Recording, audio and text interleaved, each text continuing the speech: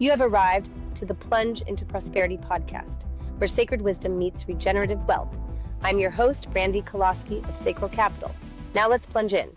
Welcome back to Plunge into Prosperity, the show where we define what wealth, leadership, and prosperity look like for the generation of women building something real.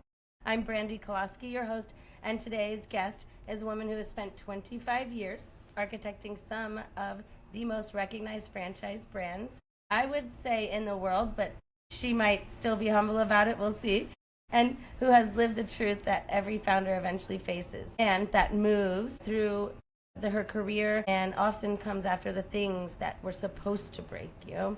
My guest is Jessica Yarmey, and Jessica is a newly appointed president of Squeeze Massage, and that's the modern tech-enabled massage franchise from the creators of Drybar. Our girl Allie over there, recently acquired by GoSaga and now scaling nationally. We're here today to speak with you, Jessica, and I want us to go into the show and the heart of it now. First, to start this off, is how did you first discover your own personal definition of what true prosperity really means to you? And how are you actively embodying it? And tell the listeners why they should stay listening right now. Well, thank you for that intro, Brandi. You're too kind. I'm super excited to be here with you and talk about this topic because I think there's so many different ways to define prosperity. And really the definition that I'm leaning into right now is I've been blessed to be able to work in an intersection of my passions for the last 25 years. And I really encourage as many people as possible to work within their strengths and work within their zone of genius, because I do think that that's where we end up truly getting the most rewarding careers built, is where we can overlap our passions. So I'm super excited to dig into all that with you here today. Yes, that is a beautiful way to describe it. So thank you for sharing that. I'm going to go hard real quick before we go soft. And that is, I read that you, or listened, I can't remember because I did some research with you. You've been laid off 3 times in your career, and every single time you came back stronger, obviously, or else you would not be where you are right now. Most people experience layoffs. I know I was put on probation at one of the largest agencies in the world when I was overseeing the Trump properties, and I was young. I was 24. You know, they let me keep working, but they said no pay for 90 days until I stepped up. And I ended up winning Employee of the Year globally. And so, you know, you've turned each one of these into a launchpad. So, walk us through this first. You are absolutely correct. I've been laid off 3 times in my career. The most recent layoff was from what I thought was my dream job. It was in that zone of genius, overlapped between marketing and fitness and franchising. And I really felt like I had found my niche, and I was excited to work within that area. Mm-hmm. And getting laid off from that job really reset everything for me. You've gone through it. And so, you start to question your worth, you start to question your skill set, you start to question, was this role a fluke? Will I ever get back to that same level of success again?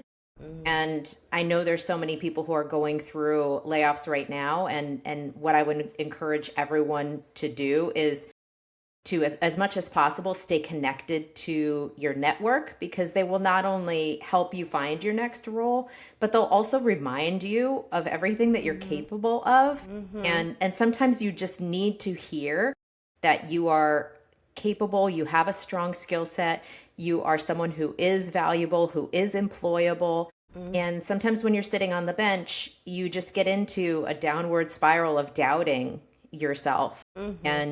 And maybe that doubt makes you jump at the first opportunity that comes your way, which might not be the right opportunity for you.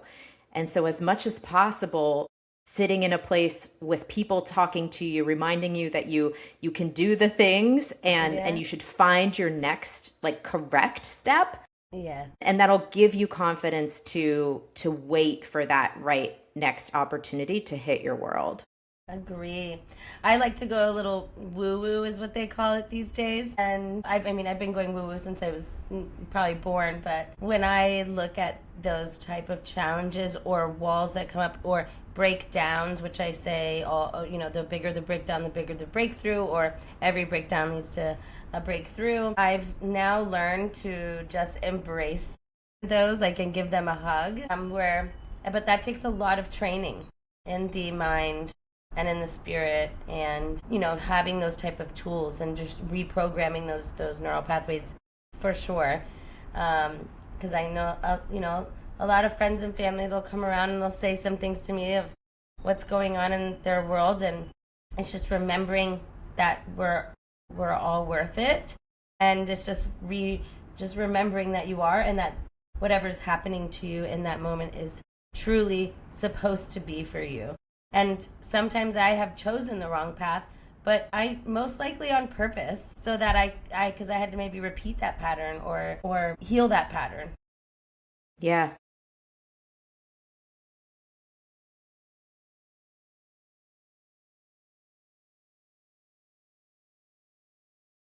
It is. It takes trust. It takes belief in yourself. It takes patience. It takes control what you can control and let the rest go. And all of those things, to your point, they're learned behaviors. And I think if you're doing it correctly, you're constantly learning, right? You don't ever get to a place where, okay, I'm good now, because every level comes with, right. Like every level that you get to, it comes with new learning. And so it is just an ongoing push and pull of learn the lesson, push forward, learn a different lesson, push forward. So yeah. I'm totally in alignment with you.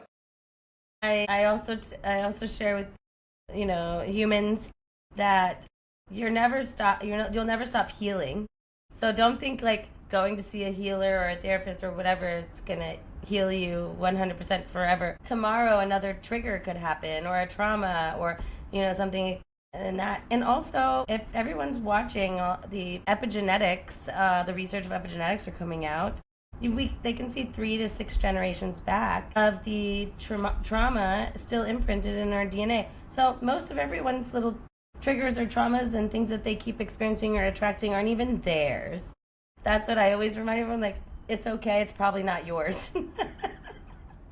Well, and in the healing journey, you're either digging deeper and uncovering new things, or you're living life and discovering new things that are traumatizing. So either way you go, you have to keep on healing. It is a work in progress always. It is. And so I don't know if you pinpointed it, but during these different experiences of quote unquote layoffs, or maybe it wasn't a layoff, but what was the moment you decided you weren't going to let those define you? Do you have like a recollection of, like, in your core, like a core memory of where you were, what you were doing, and you were like, no, this is just I'm not going to let this break me down to where I can't get back up? Yeah.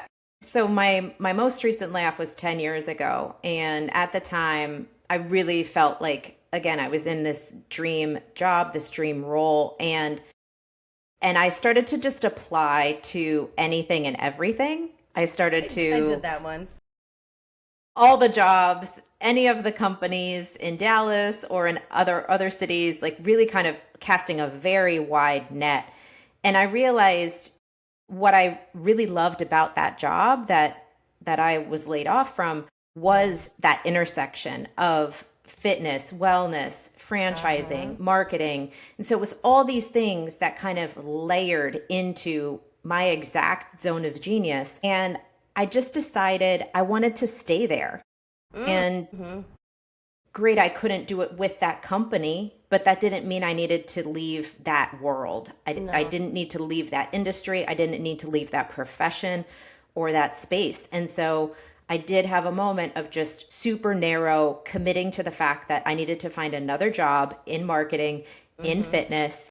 And I started to just scroll through my LinkedIn. Who do I know that's in that world that can get me to my next step?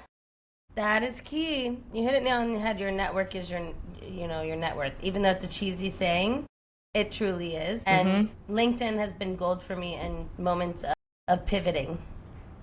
Right? Yeah. So this is something else I've spoken about to my team internally and on a recent pod. I recently came up with the two words together, positive pivoting.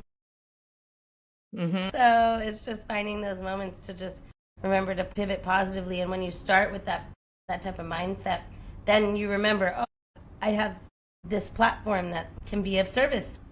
Yeah. And I can bring my services. And when you're going to pivot, whether it's positively pivoting or otherwise, being specific with that pivot. Because if you reach out to people in your network and you say, I'm looking for my next opportunity, and it could be from social media to data to content writing. If you're so broad, it really makes it difficult for people to help you. And so as much as possible, before you start to reach out to your network, really zone in on what do I actually want to do next as specifically as possible, and then make that ask. Because even you kind of reaching out for people to come on the podcast. Here's what I'm looking for. It has to be this kind of story. You have to be at this level in your career. And the more you can be specific, the faster you're going to actually get to where you're trying to go. Yes. Oh, yes. I agree. And that's also, that's to people and to the divine. Because if you confuse them up there, they're going to take you all over the place. Right. That's for sure. We're very much in control of our next steps. We just don't realize it. Like, you have the ability to manifest what your career is going to be, but you need to be that locked in on what you really want. And then you need to not be shy about telling every single person you know that that's what you want, because you never know. You never know who knows somebody. I am famous for that. That is for sure. And then you took Kick House from a single location to 30 in how many years?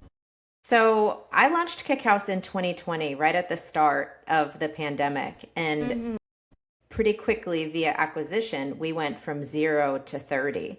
And so because it was during COVID, there were so many people who had a need to, like, safety in numbers through that time in the fitness industry. And being a single operator, a single unit operator, those were the locations that closed. And it feels relevant right now because we're at another economic turning point, and where you're in a business alone, you really need to have your head on a swivel 24/7. You need to be able to pivot positively or otherwise all of your resources. And that's very hard to do when so much is unknown. Like, we can't assume everything right now is going to be up and to the right. You know, we need to be ready for things to go south. We need to be ready for, just economic changes that none of us have seen before, because we're in unprecedented times. And so when you are an entrepreneur, single unit operator, or just small business owner, the more you can align with other small business owners, either via networks or via something like a franchise where you're on your own, but you're also part of something bigger, you're insulated a little bit from those kind of downturns. Agree. And what were the economics on that business? Like, did you come in and at what position? And then it was at what economical or valuation at the time? And then where did you guys go from there?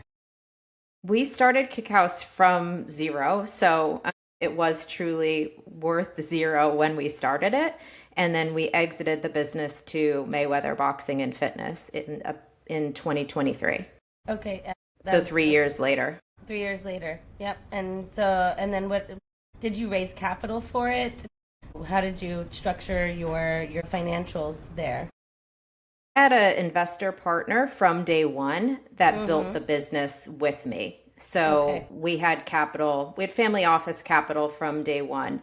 And then we exited the business 3 years later, which was faster than we expected. But, I think you have to be ready to, like, pivot. You have to be ready to make decisions based on what's happening in your world. So understood. Is it public knowledge what you guys were acquired for? No, it's not. So I don't want to get myself in trouble, Brandi. Understood. Some people keep those things quiet and some don't. It's understood. It's because again, my podcast is about sharing venture capital, private equity in the midst of, and both women leading businesses in general and so forth. So understood. Yeah, I think the lesson that I'll share there, since I can't share the specific numbers, I'll share the lesson because I was a new founder. I was a new entrepreneur, and I did have a business partner from day one, and we did have an operating agreement from day one. I did have, a lawyer review the operating agreement, and still got screwed on the way out. And so I think there's excuse me, by the partner? Yes. And so I think the lesson that I would share is, yes, you want to have a legal team review all documents, but then you also want to have mentors, going back to the importance of having a really strong network. You want to have mentors that can not only read through the paperwork, but also just give you different scenarios that you might not be considering when you're launching a new business venture, especially with a partner. Yes. Because they can, if it's a good mentor who's gone through these kind of things before, they can point to things that might be scenarios that you're not seeing, because sometimes we see the best case scenario and you also don't. the little blind eyes too. Absolutely. And so someone who's gone through business building before, acquisitions before, partnerships before, they can give you, here's 5 watch outs that you just might not be seeing as especially a new founder going into something like an operating agreement. A mentor's advice is almost going to be more valuable than a lawyer's advice in that kind of scenario. Agree. I have so many advisors and mentors around me. In every industry as well. It's pretty wild. I'm owed about $2.25 million still out there, and they had contracts, so I'm right there with you. Yep. And one of them, it was my boyfriend at the time, a billionaire son, and he was like, "Hey babe, I hear you on the phone. I think you might be able to help me with something." And because he had told me he was building something, but he wanted to keep it secret with him and his partner.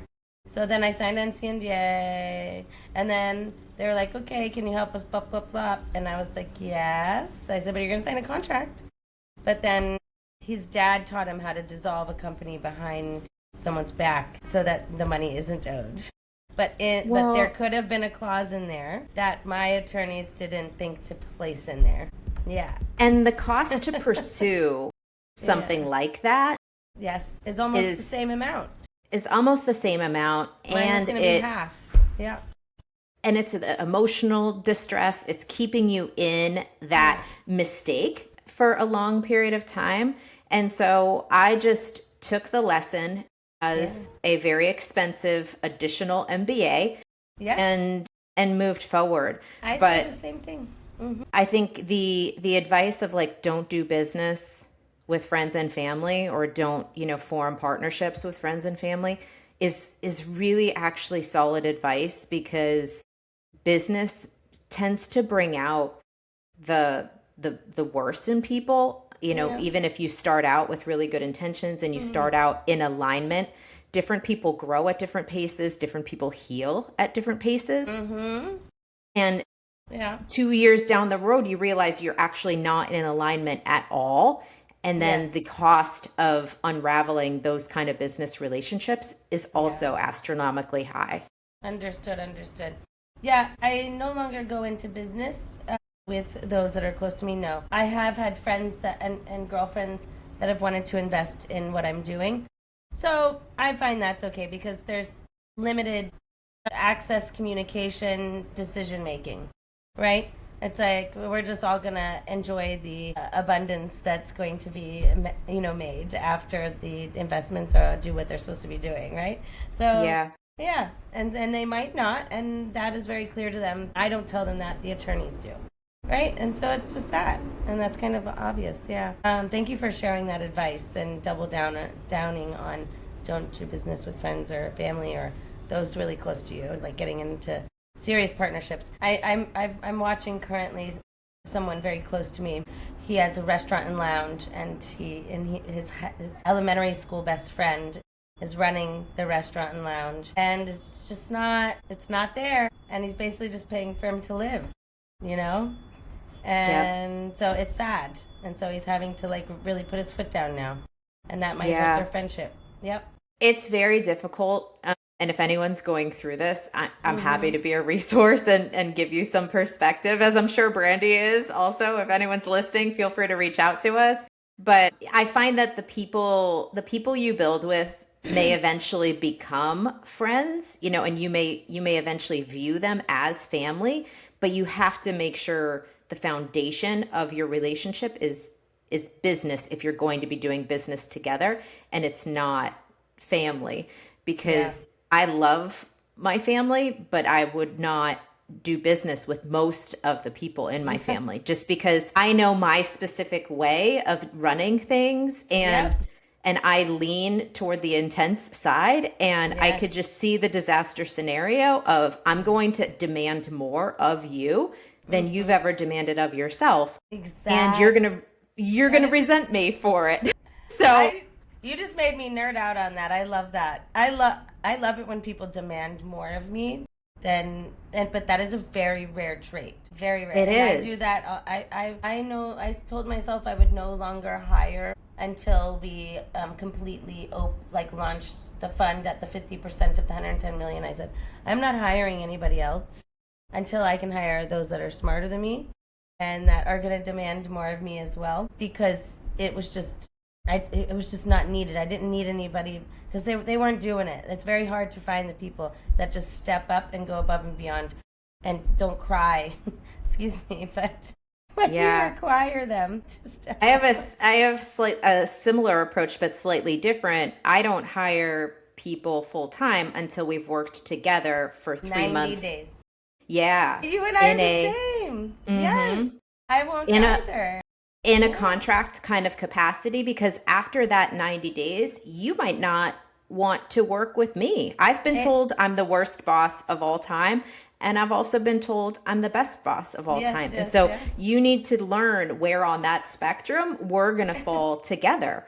So I think it's mutually beneficial to have somewhat of a working relationship before you decide to dive in to work with somebody full time.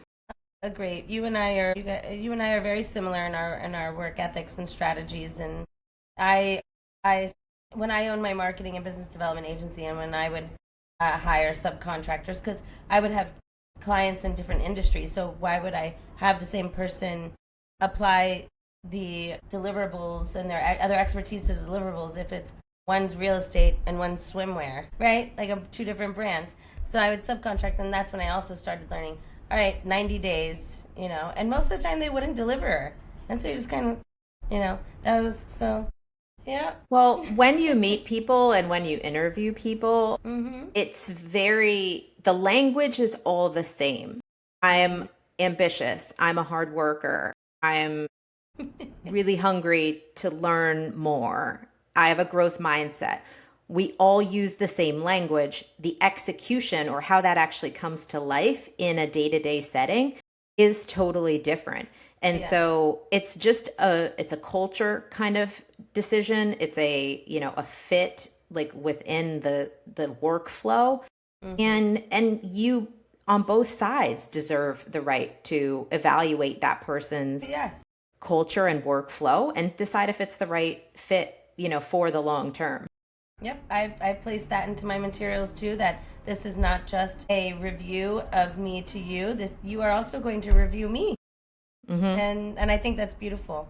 Well, that moves us over on into, we're going to squeeze out this message, which is Squeeze Massage.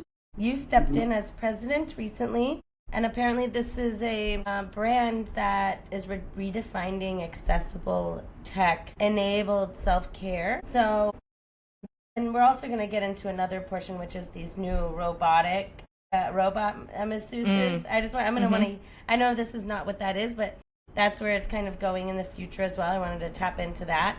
And so for an audience that might be, obviously needing to be cared for, I know that I sought out a healer for this week because I've been sitting at my desk working really hard. Yes, I've gone to the ocean. Yes, I've meditated. Yes, I've grounded underneath my tree. But I need some hands to really work out, the energy that got stuck sitting at the desk for a while. So tell me what this is. You've described Squeeze as the coach of the massage industry. So tell me more. Yeah. So we acquired Squeeze Massage in November of 2025. We have 12 locations across the country, and we definitely feel like we are the leaders of the feel-good revolution. Nice. I think there's a lot of people who overwork and are overstressed and under support the recovery aspect of their health. And I do think health is directly connected to wealth.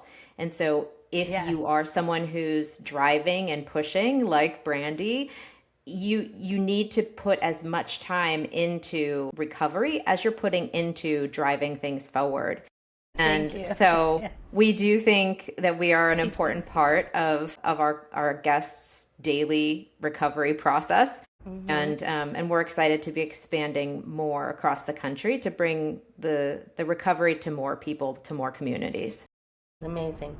Give it more detail as to what the process is inside of Squeeze, like from a consumer perspective. And then, we definitely are tech heavy. So we have all of your preferences saved inside of our point of sale system, inside of our technology. So when you book your massage, we know all of the preferences that were set the last time that you came in. So it's really meant to kind of streamline the process of booking and then coming in and getting the exact kind of massage experience that you're looking for. So it's really highly personalized. And now we're about to roll out some additional premium enhancements to really further encourage the personalization so that when you do... in particular? Sorry to interrupt.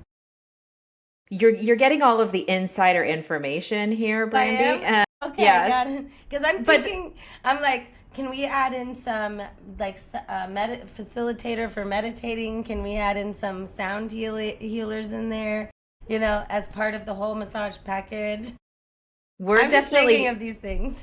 We're definitely getting there. Right now, you can add on things like CBD. You can add on different premium topicals, like different hand treatment, foot treatment, scalp treatment, just to make sure that when you do have the time and you've carved out the time to recover, you've carved out the time for self-care, it's hard for people to carve that time out. And so when they do carve it out, we want the experience to be exactly what you want it to be and exactly what is going to help you feel most like recovered and reset to go back out and tackle the rest of your world. So it's great because I'm over here, the other night I was like, right before I was going to say, I was like, okay, find this human. And I ended up finding this woman here in town.